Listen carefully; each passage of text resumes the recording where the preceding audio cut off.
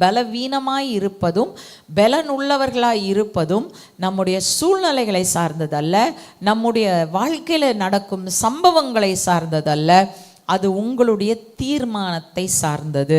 நீங்கள் என்ன தீர்மானிக்கிறீங்கன்றதான் முக்கியம். நான் கர்த்தருக்குள்ள பலன் அடைவேன் அப்படின்னு தீர்மானிச்சிங்கன்னா அவருக்குள்ள மகிழ்ச்சியாக இருக்க தீர்மானிங்க.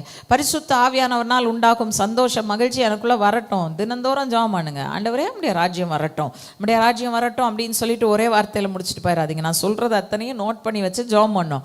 ஆண்டவரே உம்முடைய நீதி, உம்முடைய சமாதானம், உம்முடைய சந்தோஷம் எனக்குள் வருவதாக. ஏன்னா அதுதான் ராஜ்யம். கரெக்டா? அவர் என்ன சொல்றாரு? தேவனுடைய ராஜ்யம் புசிப்பும் குடிப்பும் அல்ல, அது என்னவா இருக்கிறது? பரிசுத்த ஆவியானவரால் உண்டாகும் நீதி, சமாதானம், சந்தோஷம். அப்போ இந்த மூணும் எனக்குள்ள வரட்டும் ஆண்டவரே. நீங்கள் தான் நான் சொன்னீங்க ராஜ்யம் வரட்டும்னு ஜெபிக்க சொன்னீங்கல்ல, அப்போ நான் ஜெபிக்கிறேன். நீதி, சமாதானம், சந்தோஷம் எனக்குள்ள வரட்டும்.